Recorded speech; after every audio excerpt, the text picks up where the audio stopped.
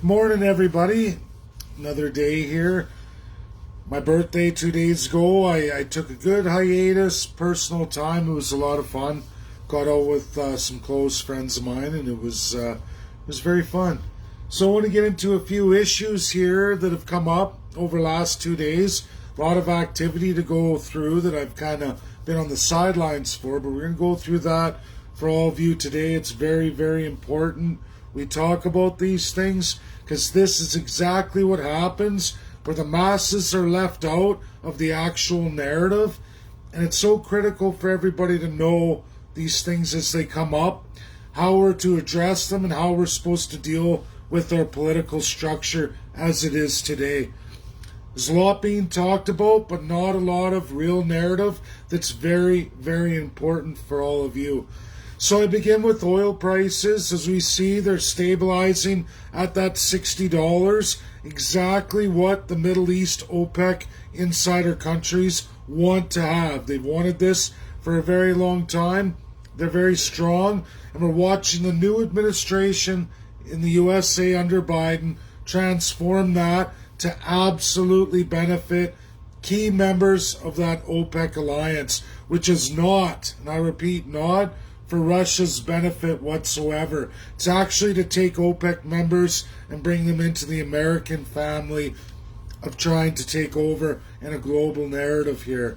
So not good at all. Iran, Saudi Arabia, and many other OPEC countries are going to be getting the deal they're cautiously optimistic they're going to get. I think they're going to get it. It's what Biden wants to do with the Democrats, and that absolutely is not going to include Canadian oil whatsoever. We're not to be in that narrative. Justin Trudeau knows full well, as do Aaron O'Toole and the opposition, and nobody, and I repeat, nobody is relaying that to any of you. I'm the only one. I'm the only one with the courage to come forward and tell you exactly what's happening here. And it's a double dealing of our biggest trading partner with absolutely that Middle East consortium of OPEC countries. We're going to see that. For all of you not paying attention, Iran heavy under tremendous sanctions. And just to give you all a little reminder of the airplane that was absolutely shot down just over a year ago now, where they executed a whole bunch of Canadians and, of course, some Ukrainians, but anyone trying to get out of that region at the time were absolutely murdered. And you know what? Under sanctions or not, their oil is fetching a price absolutely almost $12 a barrel more than Alberta. Alberta is currently the lowest price of heavy crude in the absolute entire world by a major, large margin. None of your politicians are going to tell you the truth about Energy East, Northern Gateway, into deep port where we have to have deep capacity tankers. I've talked about this for nearly 4 years. Your politicians across all aisles have sold every Canadian, especially the region of Alberta, some of which overlaps with Saskatchewan, even into southern Manitoba and our northern BC. Absolutely all political parties would rather see Canadians go down the toilet than see them operate on the world stage. Nobody is giving you an honest narrative that almost every expert in oil and gas worldwide will tell you exactly what's going on. It's published out many times in many professional circles, but you're never going to hear of it in Canada. You're being sequestered. You're getting fed a baloney media narrative by an absolute corrupt government. That includes all the mainstream parties. Hate to say it, I challenge right now Aaron O'Toole or anyone from the Conservatives, including right here in Alberta, Jason Kenney, to relay this all to you. They're not going to, because they've already done a backdoor dirty deal with Quebec to win votes from the left narrative instead of fighting to tell the truth, telling all of you what's really happening in global markets and what absolutely Canada has to do to go forward.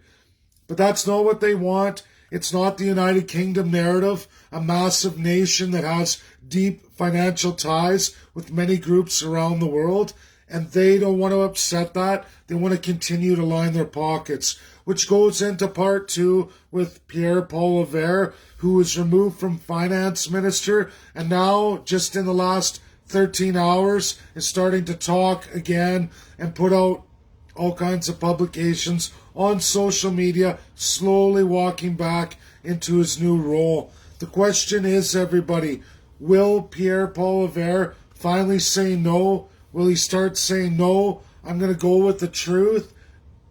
I'm here, I'm elected by my constituents, by Canadians, to tell the absolute truth, not pander to special foreign interests. And I get into that because publications, immigration is ramping up.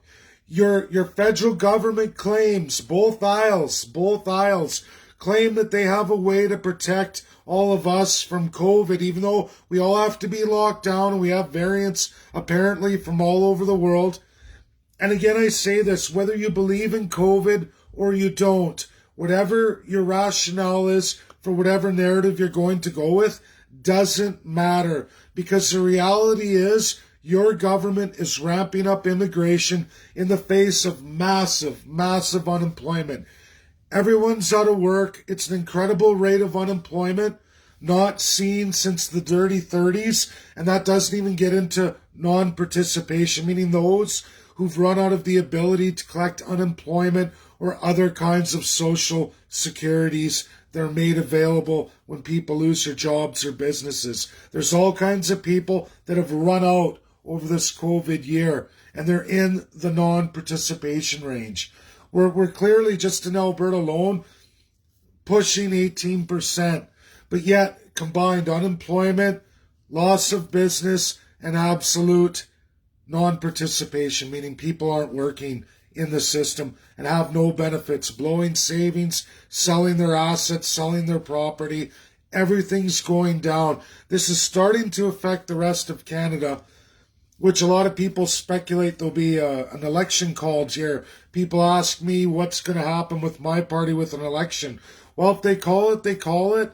That'll be fine. It's not going to change anything, because I promise all of you, there is no party fighting for any of you right now. And we're going to get into gun rights. I put Tracy Wilson in, Michael Loberg, and Ian Runkle.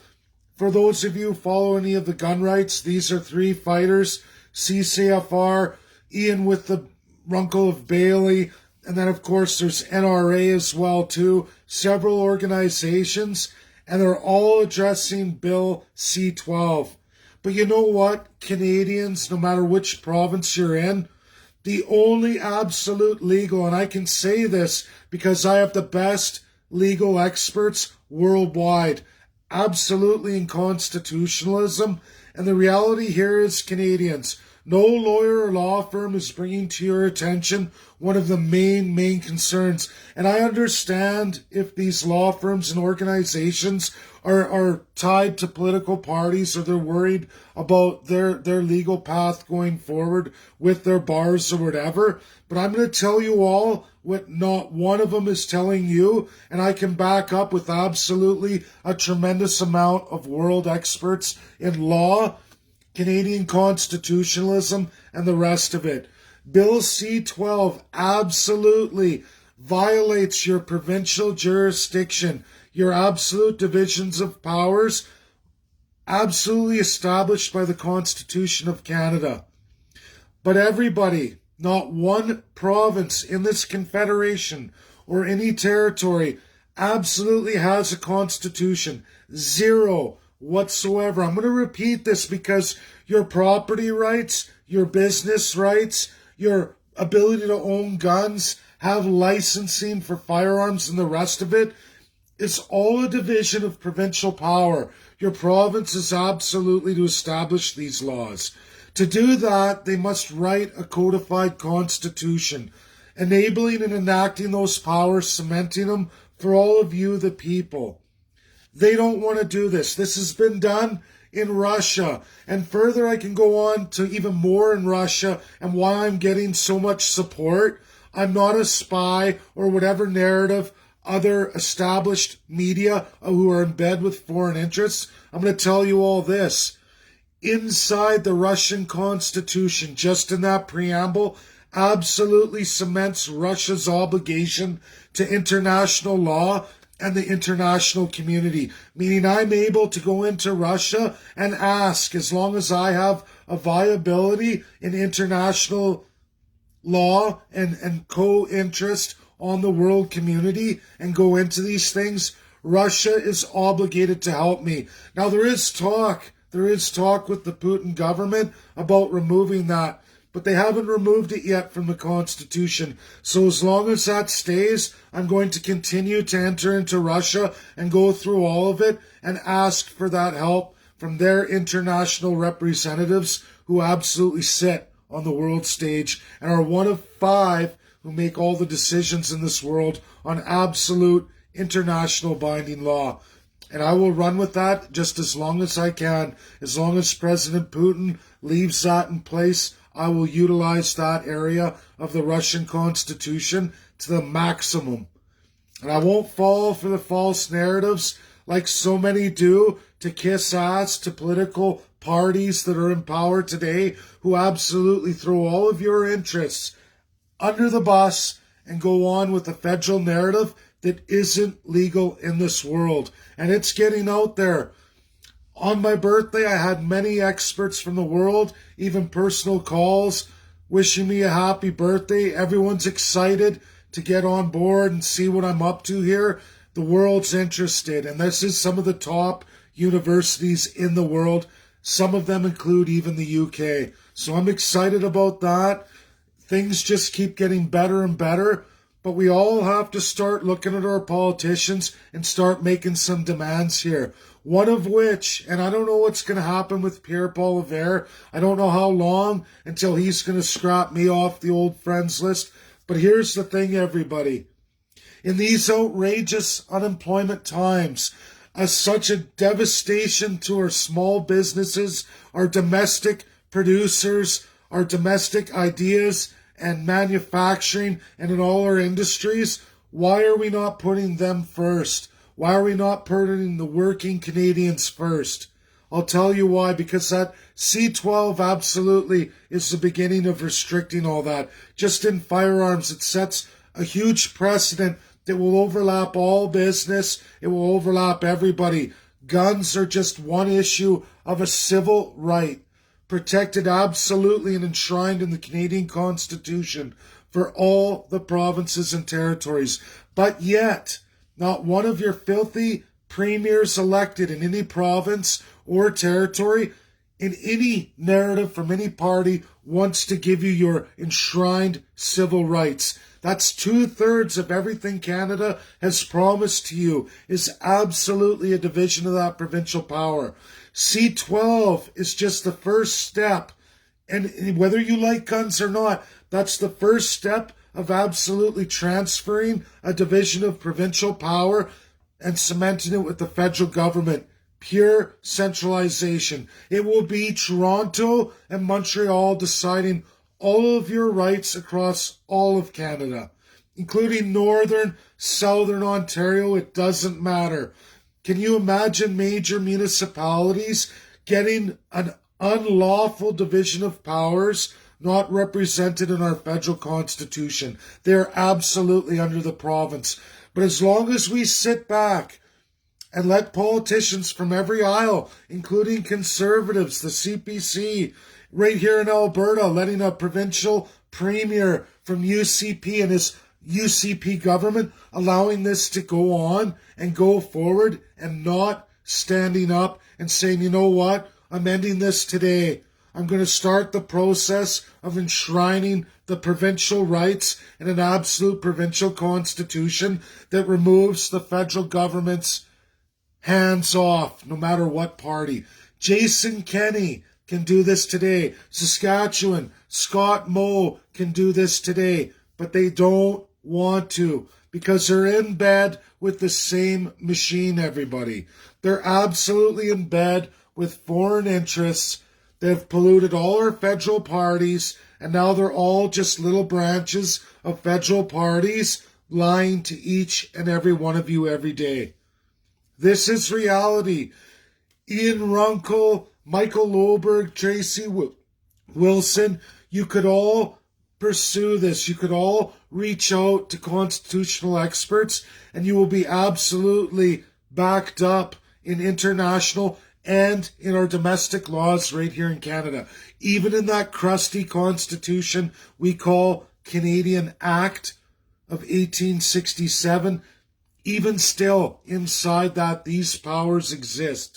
And it is up to each premier to take those and bind those by cementing at least, the very least, a provincial constitution, enshrining all of your rights and powers, and absolutely putting in place powers against your elected officials, how they are to govern, how they are to behave. This is done all over the world, except for Canada. You're living in a time that most of the world doesn't live in today. Only a few nations who are very upset, who have the same system we have here in Canada.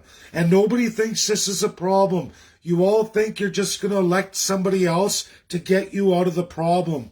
I can tell you right now, CPC is not going to do anything with any international trade on resources, none whatsoever. They're going to go and absolutely in bed with foreign interests. They're absolutely going to take away all of your civil rights, as Trudeau is doing right now.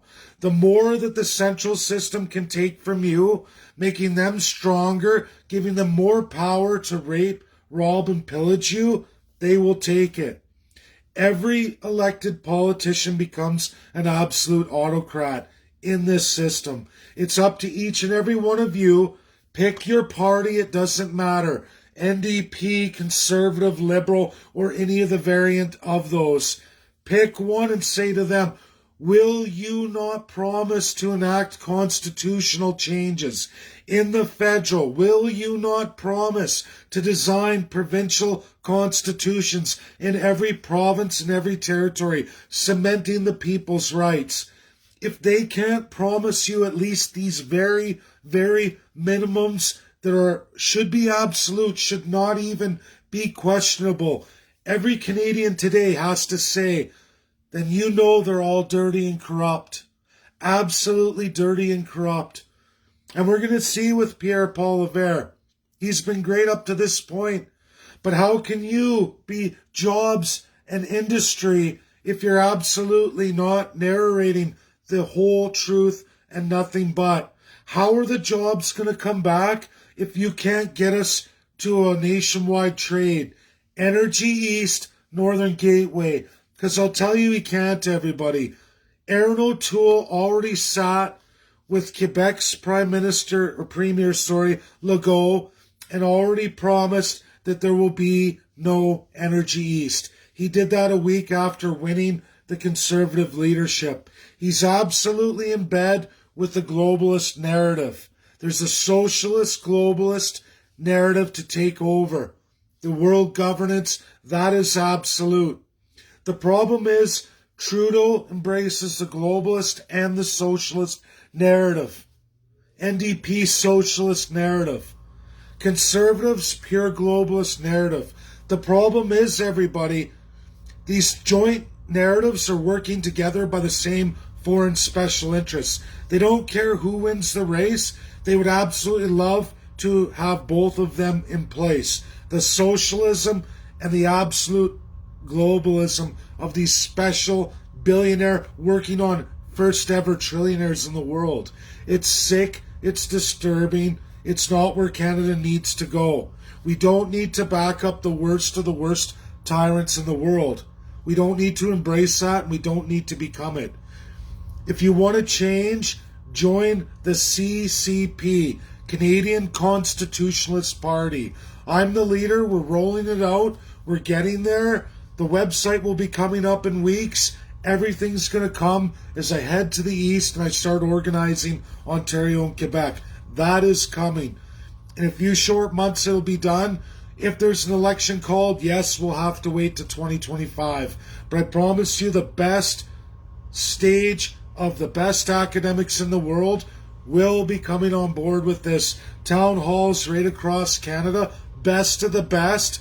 And Canada will have no party to absolutely even stand against that. In real truth, in real credited experts with real publications, that each and every Canadian from every walk of life can join in their language, in their narrative, to hear the absolute truth. It won't be done by me, it'll be done by the best of the best in world truth and world realization. These parties have no clue what's coming, and there's nothing that they can do about it. That's the reality that's going to be rolling out here in the next 2 years. And you should all be excited and get on board with it. Share this video. At least if not, call out your politicians. Say why. Why don't you do these things? Why are you doing what you're doing? And they can't answer you because they won't answer you. They can call themselves conservative. They can call themselves liberal. They can call themselves NDP. The list goes on and on. The reality here is they're all absolute autocrats who have no intention of ever giving you any power, let alone any real civil rights. They're slowly and surely pulling them all away, and they're all in bed with it. I have not seen one lawyer highlight the gross atrocity of C-12 on the fact that it's taking from the provincial jurisdiction, the provincial division of power. Completely unconstitutional, but yet not one says a thing. Because maybe, I don't know, they think that these politicians are their friend and they're going to help these organizations and groups. Fat chance for that. You're leading all of those property owners right down a toilet bowl. And I have the best of the best that can outdo and outperform any of you. And they're actual lawyers, doctorates, teachers of teachers, teachers of judges who know international comparative and your domestic laws better than any of you. And it's not to, like I said, throw pies in the face. It's the reality that until we address this broken confederation and what absolutely has to be done, we are going to end up in a third world status. We're already going there right fast. And they can't contain it anymore, protecting the central base, because they've stripped all the outlining areas, the Atlantic provinces, the Northern Territories, the Western provinces. They've taken too much. There's nothing left to give. And the world is unforgiving. And your government did that. You can blame a UN, you can find boogeymans. There's no shortage of world billionaire, aspiring trillionaire, dictator, whether they're socialist or the globalist company. There's no shortage of them, everybody. All the names that a lot of you bring forward all the time, they'll just be replaced by another one. We know this. The world knows this. Your nation needs the constitutional changes, the protections, and the how to govern rules for and by you, the people. And you need real experts from the world to teach you exactly what those are. Not a bunch of miscreants going, hey, let's make up all these laws, because I promise there's literally 100 nations that have done that, and they've been in all kinds of problems ever since. You need the best of the best, and that's what we're bringing forward, the Canadian Constitutionalist Party. Share, get this out, get people educated, let them know what's going on. It's only going to keep getting better, bigger, and stronger, especially when I get out east. It's only going to get better. Hang on to your seats. Bye now. Have a great day. Call these people out. Call out all the politicians, because they're absolutely withholding from you the entire truth. To keep you down here, keep you under somebody's boot. And I promise you that means absolutely an end to your civil rights. They're already disappearing at an incredible rate, provincially and federally. Even the provinces are doing it. I know, I'm right here in Alberta. I live it each and every day. Bye now.